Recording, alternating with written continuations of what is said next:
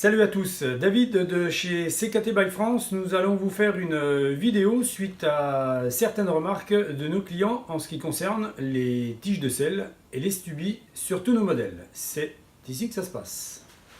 Nous commençons par la tige de sel du 568 TT et du 658 notre vélo de piste. Donc la tige de sel avec son stubis interne. Tige de sel pour le 579 et le 589 avec son collier de tige de sel. Son stubis interne avec sa réhausse.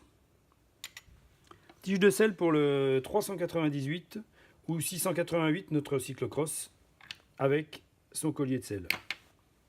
Son stubis interne et sa réhausse. 368, alors petite particularité, c'est que sur ce modèle, nous avons deux stubis. Donc tige de sel avec son collier, stubis interne avec sa réhausse et son stubis externe. Chez CKT, nous avons deux types de tiges de sel, ISP et SSP. SSP, tige de sel réglable avec ou sans collier. ISP, tige de sel intégrée au cadre, comme ce magnifique 568 où vous avez une tige de sel qui est complètement intégrée au cadre et son stubis qui rentre à l'intérieur, donc stubis interne. Explication de ce fameux stubis.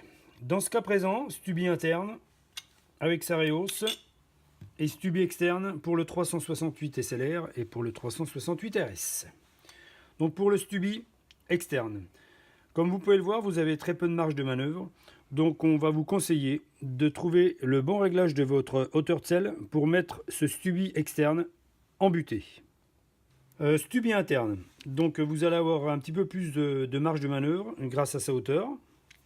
Lorsque vous aurez inséré ce stubis interne, vous allez pouvoir donc monter votre hauteur de sel. Si vous avez des petits écarts, là, ici, vous allez pouvoir insérer une réhausse, maximum 3 réhausses.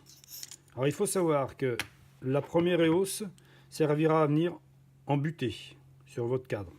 Les deux autres viendront se positionner les unes au-dessus des autres jusqu'à trouver la bonne hauteur de votre hauteur de sel. De toutes les manières, 3 réhausses maximum. Alors si vous voulez supprimer votre stubis interne ou externe, nous avons une possibilité. Si vous êtes un petit peu bricoleur, vous pouvez le faire chez vous. Sinon, vous pouvez tout simplement venir nous rencontrer dans nos ateliers pour réaliser ce travail. Vous vous alignez au tube horizontal de votre vélo et à ce point-là, vous mesurez la hauteur de 7 cm. À partir de ce point de 7 cm, vous coupez votre cadre avec une scie à métaux. Pour réaliser ce travail, vous avez besoin d'une meuleuse avec un disque à tronçonner, important, d'une scie à métaux, d'une perceuse avec un foret de 4. Voici le dessus de votre tige de sel que vous avez coupé au préalable, comme on vous l'a expliqué auparavant, à 7 cm. Coupé, bien droit. Dans le cas présent, sur ce 368, vous avez 4 faces avec 4 angles. Vous prenez 1 mètre, vous allez dans l'angle, 1, 2, 3, 4 angles, et vous descendez à 16 mm.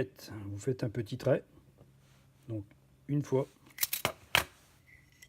2, 3 et 4.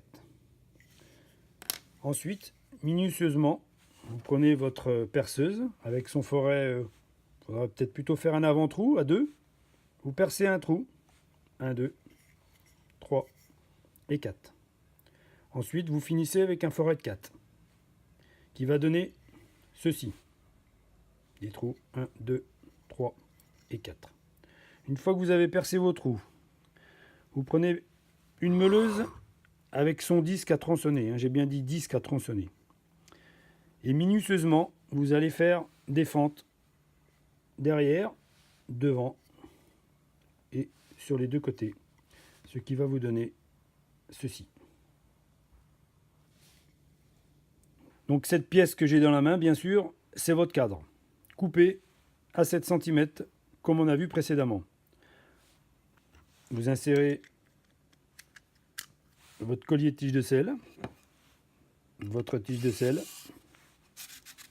vous réglez votre hauteur de sel, et à l'aide des deux vis 6 pans, vous serrez votre collier de tige de sel, et voilà, vous êtes parti pour de nombreux kilomètres avec votre CKT.